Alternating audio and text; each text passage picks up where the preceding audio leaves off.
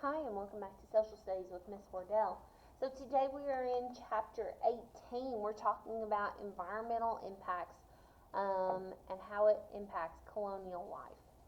So the three colonial regions that we have talked about, the 13 original colonies, are commonly divided into three regions or groups.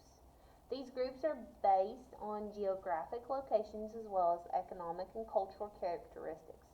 The, the colonial regions and the colonies are, in each are as follows. There's the New England colonies, which we've talked about: Massachusetts, New Hampshire, Rhode Island, Connecticut. The Mid-Atlantic, or the Middle colonies: Pennsylvania, New Jersey, New York, Delaware. And then the Southern one, the Southern colonies: Maryland, Virginia, North Carolina, South Carolina, and Georgia. Okay? While each of these colonies is unique, understand that regionally similarities and differences help us understand how and why these colonies developed as they did. Label the three colonial regions on the map. Okay? So, this green part, I could say is, I'm just going to circle it, and out beside it, I'm going to put New, because we've got New Massachusetts, Rhode Island, Connecticut. Those are the New England.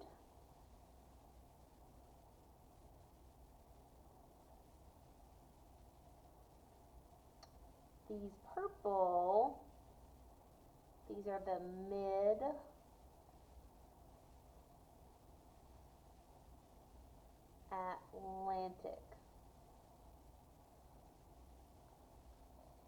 And finally, the blue down here are the Southern. Okay, I'll mark off that I've done that one. Outline each region in a different color. I don't think we really need to do that. I'm going to say no to that one, because we just circled them. Yeah, so we already know. Which group of colonies was furthest north? Well, remember your compass rose, north being up, all the way up, the New England. New England was furthest north. Okay? Well, we could say New England colonies. How's that?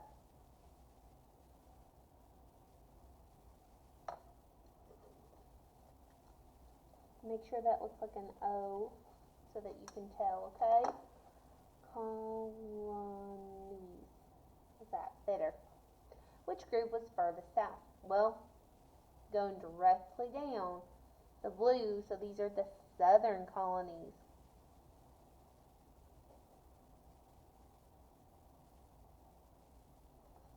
And how many colonies were there at this time? Well, it said there were 13 original colonies. So there were 13. Okay, let's turn on over to 124. Here, talking about geography and how it helps colonists meet their needs. Grouping the colonies into regions based on their similar geographic characteristics make it easier to analyze the role geographically played in their development. No matter what region they were in, the first priority of these colonists was to survive. It's not easy to be in a strange new land where they had limited supplies and no experience. Only after colonists met their basic needs would they have time to focus on earning profit, growth, government, or other wants. Physical features of an area could make it easier or harder for colonists to meet their basic needs, and as a result, easier or harder for the colony to survive, thrive, and earn money. Each of these three physical characteristics was especially important to the colonies: access to water, climate, and natural resources. Access to water includes that colonists need enough rainfall to grow crops. They need drinkable water. So, enough rainfall to grow crops, drinkable water to meet their own needs. They also needed access to rivers, to the Atlantic Ocean. That's how they got there, was by the ocean. They also give them ability to trade, trade with Europe, right? Trade with other Europeans. Climate impacted colonists' ability to grow crops. A climate was influenced by how far north the equator of the colony was located. Colonies further north had colder weather and shorter growing seasons. Colonists further south had warmer weather and a longer growing season. However, colonies farther south also had greater risk of drought because it was hotter. Natural resources. Colonists relied on nearby natural resources to help them meet their needs, and natural resources supplied materials for shelters, clothing, food, and more. On the next page, we talk about the geography of colonial regions. In the New England, I'm going to put a star by it, okay? There was much land, mountainous, as much of what is not is still hilly and rocky. Much of the region is covered in dense forest, right? Because it is mountainous. There are sandy, rocky soil, less fertile than other regions. Has a long, rocky coastline. Okay. Summers are short and warm. The temperature is colder than other regions. Winter temperatures often fall below freezing, so their winters are really cold. And the snow is common. The growing season is short, lasting only about 5 months. Okay, so those things are very specific to the New England geography. In the Mid-Atlantic, so that middle part, right, that included Pennsylvania. If you happen to come across Hang on. Sorry about that. In the Mid-Atlantic, things that were specific to them was they had more gentle rolling hills, okay? They had rich soil that was fertile. The region had deep rivers that were able to help boats get in. The region had a lot of deep harbors so that they could get in by ocean, right? I'm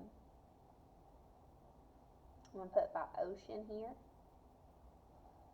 The region had a mild climate, so it was not as cold as, say, New England. The winters are usually snowy and cool. They are colder and longer than winters in the southeast, but not as cold in the New England. So that's pretty important. They're kind of in the middle, right? Summers are warm. They are longer than summers in New England, but shorter than summers in the southeast, because in the southeast, they're closer to the equator where it's warmer. This region has many sunny days and plenty of rain, probably why they are a mild climate, right? Kind of go together. The Mid-Atlantic region's growing season is moderate, lasting about 6 to 7 months. So that's not so bad. Here it says create a Venn diagram like this to compare and contrast New England colonies and the Mid-Atlantic colonies, and think about the geography of the two regions. So you might say something like they had, if this was New England,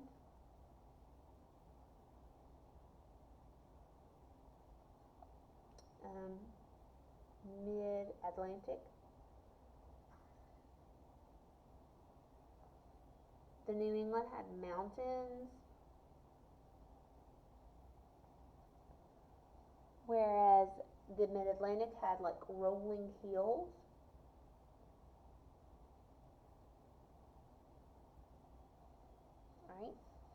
can also put this on a different sheet of paper. Let's see. It's probably not a bad idea, like it says. Let's do that.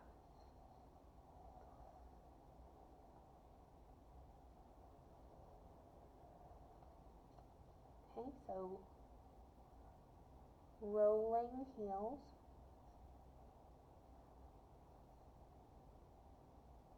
mountains, is Mid-Atlantic,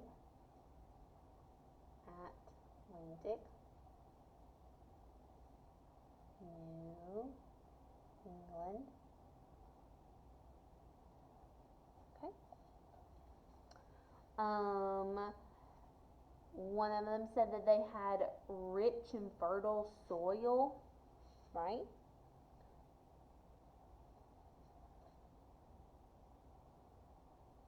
Rich, fertile soil, whereas the New England had rocky soil. Right? Let's see. We might say colder temperatures.